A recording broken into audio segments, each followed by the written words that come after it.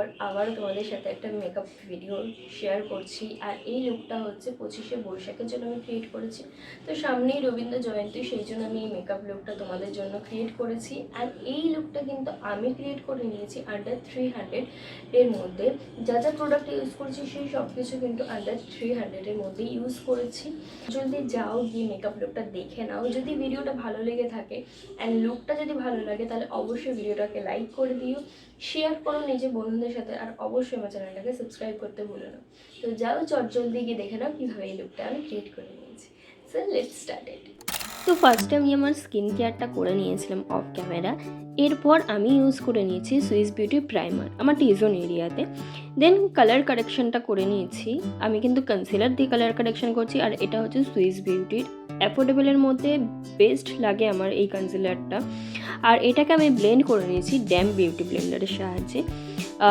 পুরো ভেজা অবস্থায় ব্লেন্ড করবে না, জিনিসটা ব্লেন্ডারটাকে শুকিয়ে নিয়ে তারপর ব্লেন্ড করবে, দেখবে খুব ভালোভাবে ব্লেন্ড হয়ে যাবে।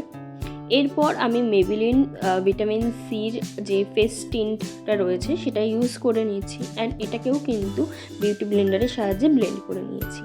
এরপর আমি সুইস বিউটিরই লাইট কালারের একটা কনসিলার নিয়ে আমার হাইলাইটিং এরিয়াতে অ্যাপ্লাই করে ওটাকে ব্লেন্ড করে নিয়েছি আমার ফেসটাকে হাইলাইট করার জন্য।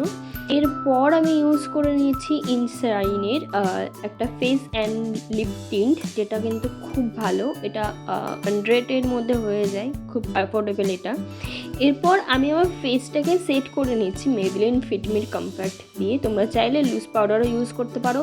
এরপর আমি ইউজ করে নিয়েছি এলএ কালারের কন্ট্যুর অ্যান্ড হাইলাইটারের প্যালেট থেকে কন্ট্যুরটাকে দিয়ে আমি আমার ফেসটাকে কন্ট্যুর করে নিচ্ছি, নোজটাকেও অ্যাপ্লাই করছি।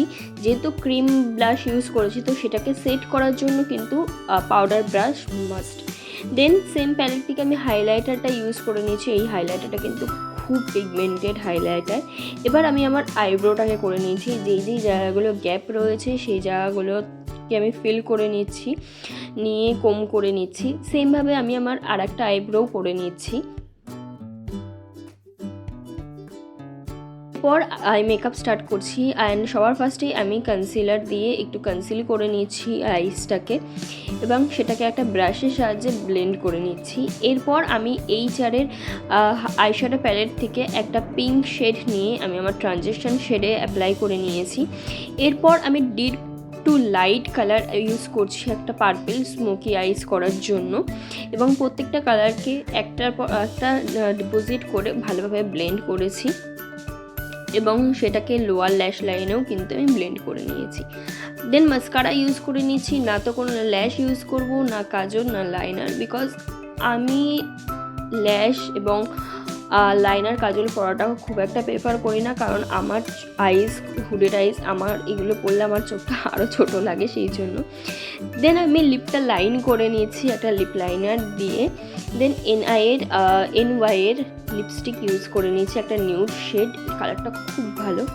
তো now this is my final makeup look. কেমন লাগলো এই মেকআপ লুকটা অবশ্যই কিন্তু কমেন্ট করে জানিও। যদি ভালো লাগে তাহলে নিজের বন্ধুদের সাথে শেয়ার করতে একদম ভুলো না, অ্যান্ড আমার চ্যানেলটাকে অবশ্যই সাবস্ক্রাইব করো। সো দেখা হচ্ছে নেক্সট ভিডিওতে, ততক্ষণ ভালো থেকো, সুস্থ থেকো, বাই গাইস।